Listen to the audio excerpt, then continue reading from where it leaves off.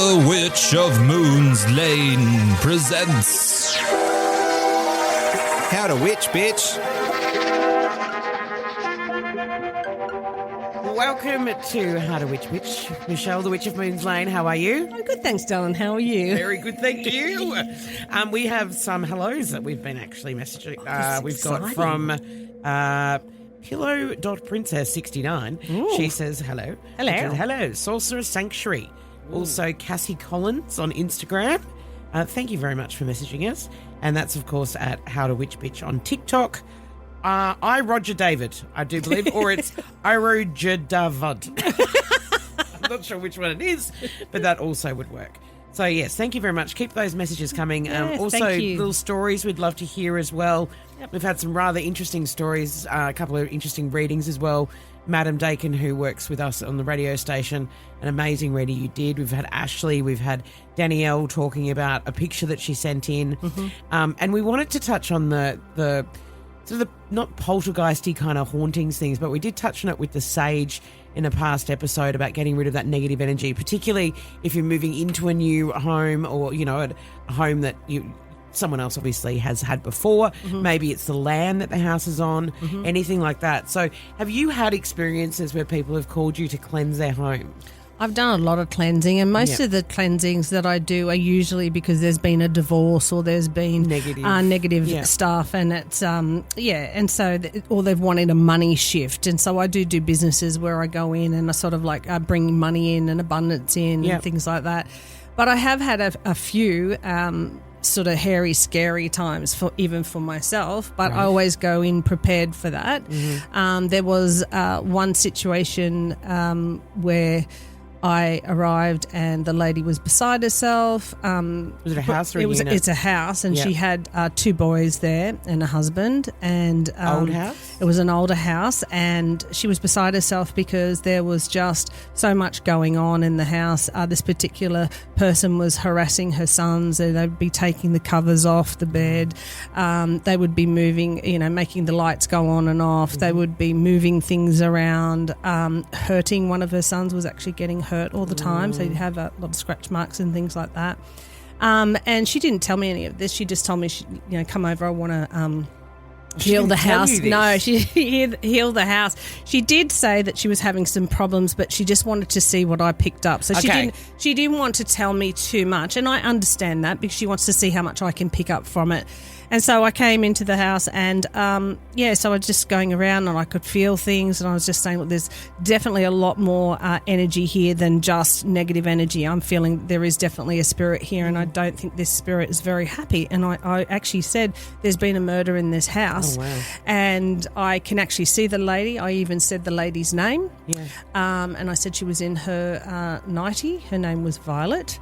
And basically on some investigating, she was targeting this one boy because he looked like her grandson who had murdered her in the kitchen. Oh my God. We had got all of it, and she didn't know any of this. Yeah.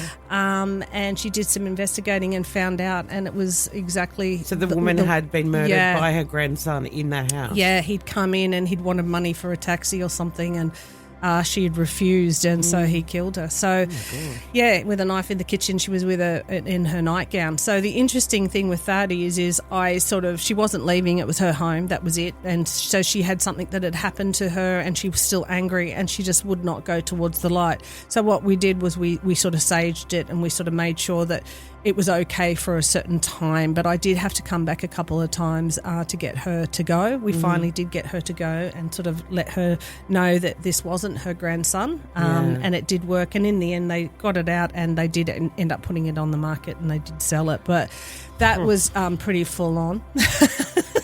As a homeowner, should you tell the next person? Like, should you be a lot of people don't. Was it like a fire sale? Just get out quickly? Yeah, a lot of people don't. But it's also too, you can also pick up ghosts in your own house. Like, that you see something in the peripheral vision, and like the old house that I was in, I always used to see a bald guy walking past, and and I just kept feeling like he'd had a heart attack, and it wasn't until I moved out that I found out who it was. But yeah, so you can often, people, if you're very psychic or intuitive, you can always feel someone's watching you or there's something there.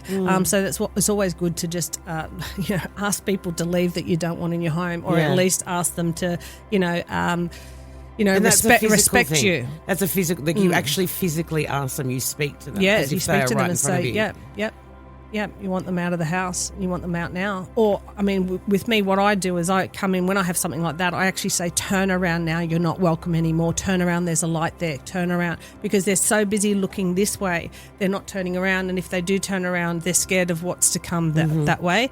So there was another one that I did, which was a man who'd hung himself, and he'd hung himself in the garage, and they didn't know that. And I came out and I said, "He's hung himself here. There's a beam here," and we couldn't find a beam. And then the guy came through and he said, "Oh, there's a beam actually up there," but he had stuff. He had something in front of it, and he moved it, and there was the beam. And so there's this guy. He was army vet, and he came back, and really sadness, and he was just constantly harassing the females, not the male, but the female, and she was getting quite scared. So with that, I had to pop him into a gridlock.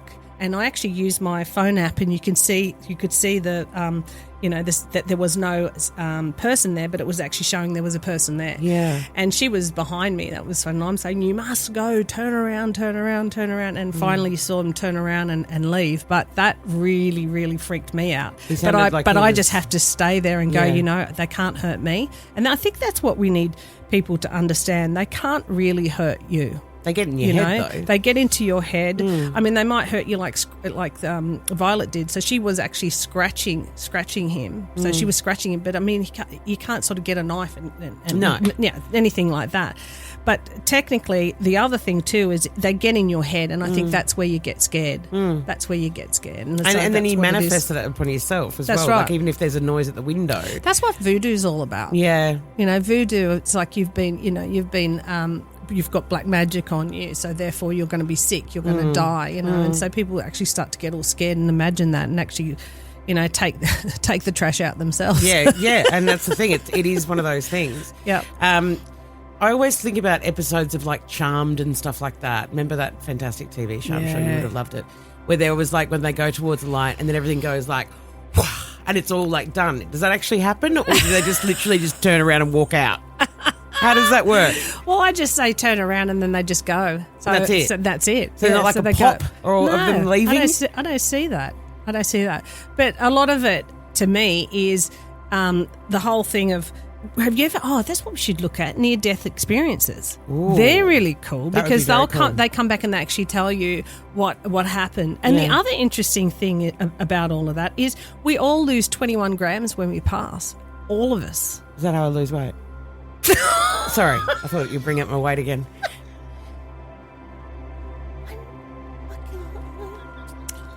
Now I'm really never going to live this down. It's like Pacific. I'm never going to live that down either. What do you mean we lose 21 grams? Yeah, your soul. That's how much it weighs. Is that all? It's light. Yeah, I guess. Yeah. 21 grams. 21 grams. Yeah. Boom. And it's the same for everyone. Is it? Yes. It's not like you've got a heavy soul or anything. Again. There she goes. Bringing up the weight. Big boned. I am too. I'm no fucking Minnie Mouse over here. Got bigger tits than you. Oh, now it's competition. Oh, I can only imagine what the guy wants to be our sugar daddy is going to send in soon. Righto. Oh, goodness. Call me. Henry. Good on you. Good old Henry. Hazza. All right, so if you feel as though there is something... Okay, so there's obviously houses that have spirits attached to them. So Veronica or Verity, whatever her name was. What was her name before? Starting with V? Violet. She was attached to the house because that's where she was murdered. Yeah, but so she it was a sudden angry. end and she was angry because she was killed. Yes. Can you just be in a normal, everyday house and a ghost just goes, oh, yeah, I'm going to go in there? No. Okay. Good. Unless they're Oh, attached, God. unless they're attached to you, So or how there's do they someone, attach or to there's you? someone that you know or love that's Okay. coming for a visit. Yeah. So, I mean, you're talking about lost souls. So Yeah. there are sorts of things that are lost souls that attach themselves to you because they're scared of whatever. So there are been cases of that type of thing as Yeah. well. What about the watchers? You ever seen a watcher? So a watcher is they look like remember Harry Potter and the Yep. what are they called? No, black. Yep. Dementors, the Dementors. So Yeah. they actually look like that. And so when you see them, if you're scared, they disappear. But if you can teach yourself not to be scared, you can actually watch them. So that's what I've done before. I actually taught myself not to be scared so I could watch them. And what do they do? Well, they're the watchers. They're like the fallen angels or the angels or whatever it is. They come down to sort of check on you type of thing. They're called watchers. So that's a whole new episode we can do on that. That's actually quite creepy and freaky and lots and lots of fun. Watchers, bullying people about their weight.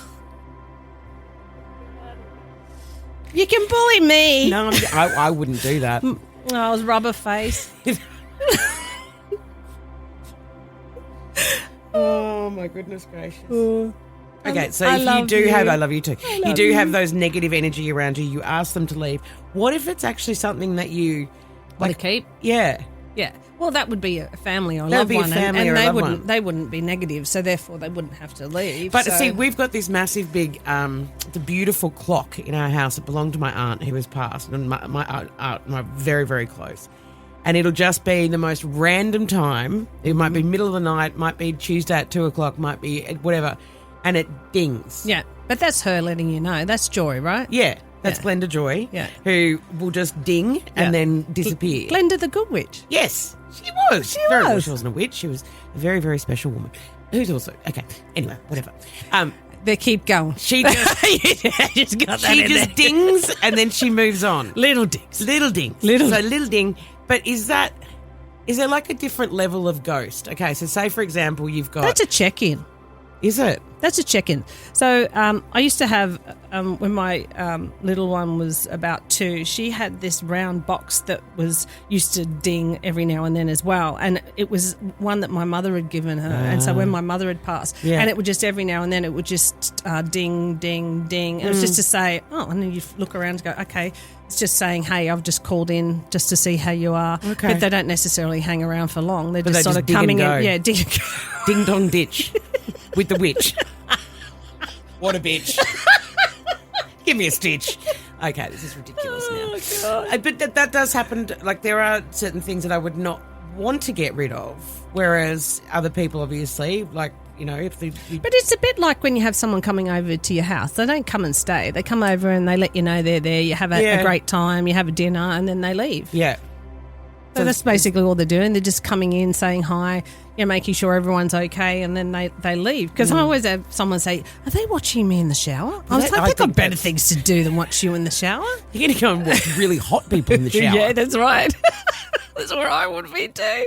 I'll see the Pope do a poo. I'm going to go ding dong witch. Let's go have a look at Mitch. Oh, it's all gone downhill. God, it did, didn't it? Anyway.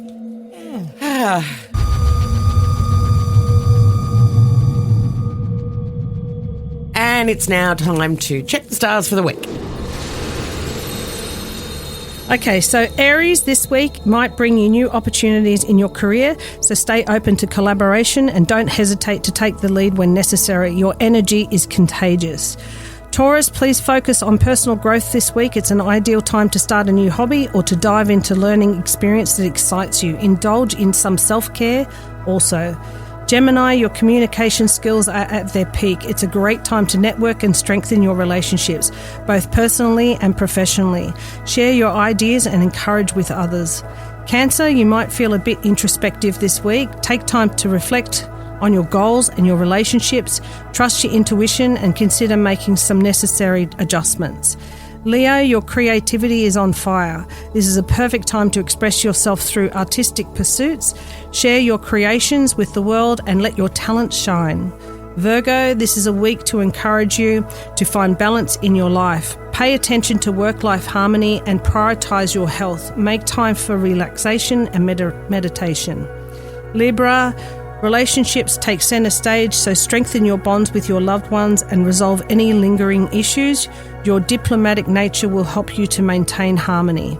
Scorpio, this is a transformative week for you. Embrace changes that come your way and don't shy away from personal growth. Trust the process and stay resilient. Sagittarius, adventure calls your name. Whether it's a physical journey or a new intellectual pursuit, dive into the enthusiasm and expand your horizons. Capricorn, practical matters require your attention. Focus on financial planning and career objectives. Your disciplined approach will lead to success. Aquarius, innovation is the key this week. You'll find unique solutions to problems at work and also in your personal life. Embrace your creativity and think outside of the box. Pisces, emotional connections become important, so spend some quality time with loved ones and don't hesitate to share your feelings. Your empathy will deepen all of your relationships. And that's the stars for this week. If you would like to leave a comment, if you would like to leave a rating, I'm sure 5 stars well and truly for this episode. We'd love to hear from you as well. Thank you very much, Michelle. Thank you, darling.